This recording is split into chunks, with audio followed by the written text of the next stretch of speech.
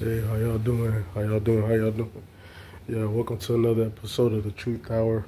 You're here with Jonathan. We're just gonna get into it. We're gonna talk about the Tulsa reparations um, claim being struck down by the Oklahoma Supreme Court. We're gonna talk about the reparations movement and reparations rally happening in Washington D.C. tomorrow. Um, Look for that, and then we're gonna talk about the potential for Joe Biden to step down as the presidential candidate and a new presidential candidate to come forth. And y'all know the secret weapon. If y'all haven't been paying attention to the wave, y'all know the secret weapon that they're going to use, that the Democrats are going to use to try to slide in, and it's effective because there's a movement that's been getting propped up for the last decade. But we're gonna dive into first. We're gonna talk about Oklahoma. So. Um, the Oklahoma Supreme Court ruled in favor of striking down, dismissing the reparations claim by the Tulsa victims whose city got bombed out, and uh, terrorized by racist white supremacist gangs and thugs back in the red summer of 1919, basically. And all throughout the turn of the 20th century, we had this violent attack by white supremacists against black progression. You had it in the 1877 betrayal of 1877 that allowed the removal of the troops in former Confederate held states. And the famous line is, "You can do with your niggas as you please." And then you had radicals like Bishop Henry McNeil Turner, who were barred from being congressman anymore. So he then turned into, a revolutionary, a radical, and would famously put a American flag in the middle of his pulpit before he did every sermon and say, "This flag ain't nothing but a GD rag." So you had from 1877 up until, what can we say, until the 1920s and 30s, uh, overt aggressive anti-black wave by the Klan, which was huge, and the Knights of the Camella and other racist, terrorist, anti-black hate groups destroying towns, seizing land, and it being sanctioned and carte blanche by the government and all chains of command within the power structure. So, same thing happened in Tulsa. They lied because the whole game was to stop these millionaire and today billionaire black townsmen who were circulating their dollar 100 times in their community without it leaving the community to for it to be eradicated, and that's what they did. But the good thing too is they didn't just get slaughtered; they fought back. That's another thing too. They fought back with their guns. A lot of people were ex-military, good shooters, and so they fought back. But what killed it is the bombing from the air, and that's the first time a U.S. city was bombed via air. They always talk about 9/11, but they don't ever mention Tulsa, Oklahoma. So, and we know this was a coordinated attack. We know this wasn't just some low-level redneck mobsters. We know that the ruling class, probably the Morgans, the DuPonts, all of that, those elitist families probably funded that shit because they knew that these black towns would outcompete their artificial corporate states, basically. And so now we go in there. Now we have some of the victims who are still alive. They're over 100 years old, still alive, still seeking justice 100 years later. And the Oklahoma Supreme Court just struck that shit down, saying it doesn't fit the ordinance law when you clearly see the ordinance law as basically a terror attack against innocent people, which is just clearly racism, white supremacy, and it's outrageous, it's ridiculous, and it just tells you that there's no wave to go to. You can't go to the left and go to the Democrats. You can't go to the right and go to the Republicans. Both sides are equally complicit in our genocide campaign, both economically, socially, politically, militarily. It don't matter what you want to put it in. It's all a L when it comes to us. That's why the solution is revolution and independence, for us to get our own party, for us to get our own power, so that if we send something up to the Oklahoma Supreme Court, we have the judges in place to pass our own justice acts, to set up our own thing, so that we don't have to go through these fraudulent middlemen who are just here to carte blanche and rubber stamp white supremacy in the face of injustice. You know what I'm saying? Well, so that's that on that. That's my, and I hope they take it further. I hope they take it to the U.S. Supreme Court so that this gets national, international attention of how decadent this shit is. So it's good. I'm glad that they did that. So now for the reparations rally in 2024 tomorrow. I look forward to that because it's good that we're still keeping that reparations wave alive. We're still talking about the anti-black genocide campaign, ending the Black Holocaust, ending these unprovoked mass killings by law enforcement against people. We just had one in Fort Walton with a military dude that still hasn't gotten no justice yet. And dude got fired, but what the fuck is that? Because that ain't shit. So we got that aspect of it, and now we have the other aspect, which is the funding of it. And people will say, "Well, how will you fund reparations? How the government don't got that type of money?" Sure, it does. It has the money for Ukrainians. It has money for Afghans. It has money for the Jews. Money for illegals. It's giving illegals everything. They get free hotel stays, airport. They get to ride in and get your apartment. They get to go to your kid's school while your kid got to get bounced out of their school, like what happened in Chicago. They get everything. They're getting undocumented, unlicensed social benefits, from food stamps to stipends to all type of stuff. So they have money for them, but they don't have money for the people who built the nation. And I think that's total bullshit. So that's what we have going on right now.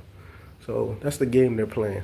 And like I said before, it can be paid for by the Federal Reserve and from a 1% Wall Street sales tax, the same Wall Street that destroyed the world economy 3 times over, both during the 2000 dot-com bubble, the 08-09 financial crisis, and then recently during the pandemic when they were giving billions and billions and billions of dollars by the Federal Reserve, carte blanche, and nobody said shit. And they were destroying the world economy back then. They needed a big smoke screen so people wouldn't be up in arms as them continue to get handouts and welfare, quote unquote, like they love to talk about black people getting. So that's what it is, man. So now I'm glad that the reparations wave is moving. We got another rally in D.C. This is the second annual one. You got Juneteenth coming out. You got Kendrick Lamar doing his Juneteenth celebration.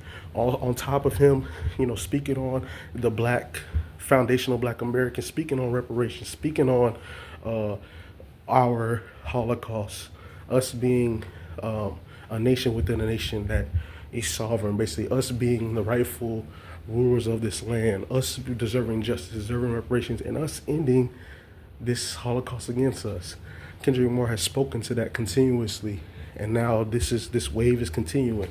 And it doesn't matter what side doesn't co-sign it, as long as we start to organize our side and start gaining political, military, economic, and social power. There's nothing that can be done to stop us. So that's what's on the horizon right now. That's what the wave is. That's why I'm happy that the reparations rally is tomorrow. I look forward to that shit getting live streamed. Then I look forward to the Juneteenth Kendrick Lamar, basically revolutionary concert on Wednesday, changing the rap game, because now we got a conscious black man in power, and no more of that Drake bullshit, that mellow tone trash rap shit. So now we on a whole new wave. So it's a new wave, it's a new day. So I'm looking forward to that as well. So those are the two things right now that's most important and most impactful that we're seeing right now. And now we have a whole new situation that's dawning. And remember, music is a window to the soul. So if the soul is different, those that follow and precede it and go beyond it will act out accordingly. When the music is down and it's all low vibrational, what you got? You got the trash rappers, you got the porn star rap, you got the effeminized rapper, you got all of that. All of that was under the Drake reign, which has been a 15-year reign. From my high school days up until my adult days, you've seen it. And it's affected everything. And of course you're swept in it because you're in the society.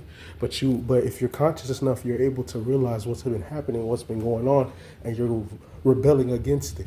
And we've had a slow campaign to get against it. It started when Kendrick Lamar dropped that Control verse. It continued when Meek Mills tried to call him out for being Milli Vanilli. It continued when Pusha T called him out for not being black and using blackface. And then it finally culminated with this Not Like Us diss track, Euphoria diss track that just changed the whole rap game and called out pedophilia, called out him calling black Americans slaves, and just changed the whole rap face, and exported and excommunicated all these outsiders, which have been the white people, which have been the foreigners, which have been the lames, which have been all these others who have come in, non-FBAs who have come in and have diluted and polluted the game from its authenticity to its fakery.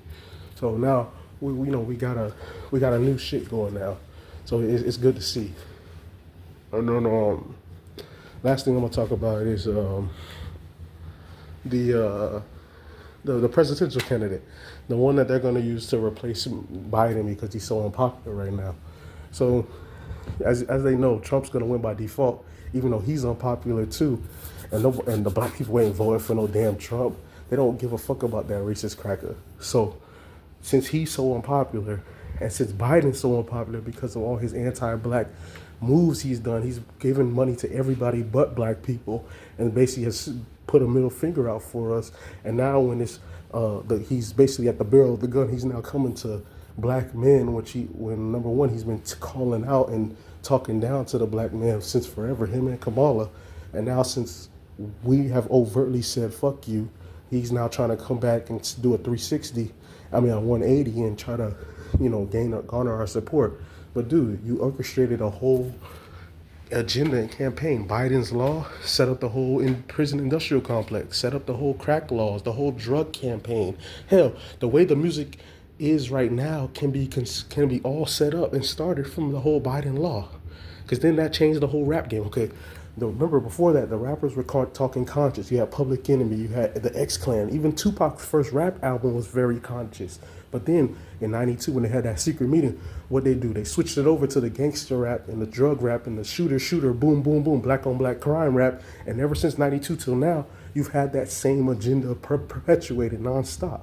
So, you know what I'm saying? So, fuck you, dude. For real. Hell, you can be single-handedly responsible for the destruction of the traditional black family in modern times. So that's what we've had, basically. We've had from the 80s, so we had basically 40 to 50 years of this. And so now he's coming to the same people whose fathers he's locked up, whose sons he's drugged up, whose mothers he's indoctrinated into this white supremacist feminist movement, whose daughters he's indoctrinated into the same you go girl porn star rap music. So now he's asking for our help, and he's not gonna get it. But before we all celebrate, there is an ace in the hole that the Democrats have, and I was alluding to it because I wanted to savor it to this ending part. And the ace in the hole is Michelle Obama. The You Go Girl campaign has been pushing for 10 years, and it still is very effective. The feminist movement has been pushed since the 60s, and now in its final inception right now, it's at a hubris pass. They've done 10 years of cultivation right now.